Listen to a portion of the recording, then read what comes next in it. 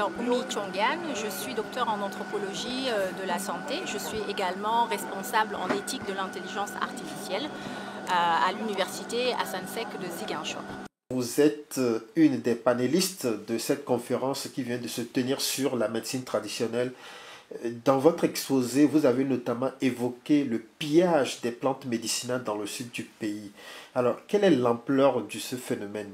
Là, je n'ai pas de données là-dessus. Par contre, il y a des travaux et il y a une récurrence des chercheurs africains.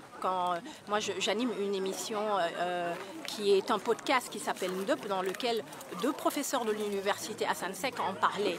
Donc, les chercheurs africains, ils ont l'habitude parfois de faire des collaborations, de publier un article scientifique et en fait, un ensemble de leurs données se retrouve avec des partenaires et puis ils apprennent que c'est breveté et on retire leur nom.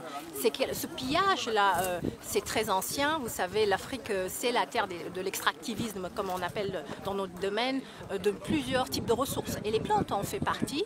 Et donc, il y a une pression anthropique, nous, en Casamance, qu'on subit de la part de l'avancée des villes, mais de la part aussi de populations qui viennent extraire des plantes et des gens étrangers, effectivement, on m'a signalé, notamment dans le Fogny, des personnes qui sortent en fait qui viennent demander les indications thérapeutiques. Et c'est pas qu'en Casamance, c'est aussi en Gambie, qui vont regarder donc des populations chinoises, par exemple, regarder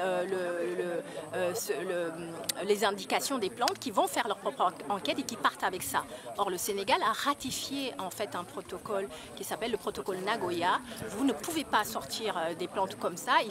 Il y a un agreement, donc un accord de transfert, et donc il faut que les douanes, en fait, par exemple, le travail des journalistes, c'est déjà de penser à la question de la propriété intellectuelle. C'est une question politique, c'est une question réglementaire, c'est une question commerciale, de commerce. Il faudrait qu'on s'intéresse là-dessus, il faut travailler avec les douanes, c'est un travail vraiment de multisecteur à faire. Et je pense qu'il y a une vigilance à porter sur cette question. Et pour revenir très précisément à la médecine traditionnelle, ne pensez-vous pas que la méfiance vis-à-vis de cette médecine peut être justifiée?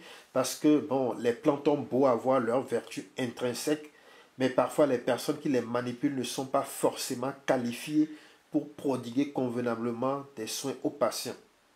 Alors, la question de la méfiance dans le secteur, oui, c'est normal. Et disons que les guérisseurs, ils peuvent faire des erreurs, ils peuvent ne pas être experts. En fait, il y a des guérisseurs autodéclarés, etc. Comme il faut y en avoir en médecine. Il y a des erreurs médicaux, il y a des scandales à l'hôpital qu'on connaît pas. Et c'est pareil dans le secteur pharmaceutique. Je pense qu'une des problématiques sur lesquelles les médias peuvent s'intéresser également, c'est la question de la réglementation, donc notamment au Sénégal, une loi qu'on attend et qui ne sort pas. Donc la question de la réglementation, elle va devoir se poser de façon très très sérieuse. Alors, à votre avis, les médias sont-ils injustes avec les praticiens? Est-ce qu'ils font de la mauvaise publicité à cette médecine? Alors, les médias, ils font un travail. Alors, le travail, ce serait peut-être à améliorer parce que ce qu'on a remarqué, moi, c'est par une enquête rapide que j'ai fait, notamment à Ziguinchor, c'est que, et par une revue de presse, quand on regarde la presse, c'est qu'il y a beaucoup d'informations, beaucoup de médiatisation sur les herboristes. D'ailleurs, on parle beaucoup des herboristes aujourd'hui, qu'on appelle, nous, des entrepreneurs thérapeutiques, c'est-à-dire que c'est des personnes qui sont, en fait, qui ont des compétences prouvées ou pas, en fait, c'est pas ça l'important, sur les plantes, et en fait, qui présentent leurs remèdes, et c'est généralement dépourvu de tout l'aspect mystico-magico-religieux. Or, c'est un des fondements, un des piliers de la médecine traditionnelle en Afrique, il me semble. Et donc, il y a énormément de surmédiatisation par rapport à ces herboristes, d'ailleurs, et ce qui prêterait le flanc à sûrement beaucoup de choses qu'on entend aujourd'hui, la question des dosages, le fait qu'il faut réglementer, etc. Pour terminer, vous avez évoqué justement la disqualification qui est faite à la médecine traditionnelle. Est-ce que les médias accentuent-ils cette disqualification qui peut venir des pays du Nord? Je crois que certaines émissions ou certains reportages pourraient le faire, effectivement, sans le vouloir, hein, mais disqualifier les médecines traditionnelles en ne présentant pas peut-être ceux qui travaillent à l'ombre, hein, qui sont dans les forêts, dans les villages, dans des coins reculés ou dans leur domicile. Des grands-mères peuvent faire de la médecine traditionnelle qu'ils appliquent à leurs enfants.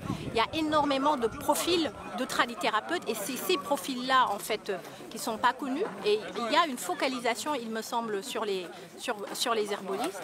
Et la question de la disqualification de la médecine traditionnelle, c'est pas que la surmédiatisation, c'est aussi dans le langage, le lexique qui peut être utilisé par les journalistes, type charlatan, type aussi la classification des rubriques.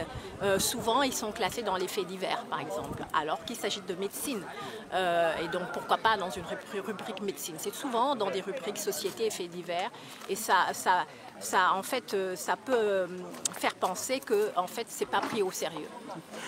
Dr. Oumie Tchongan, merci beaucoup.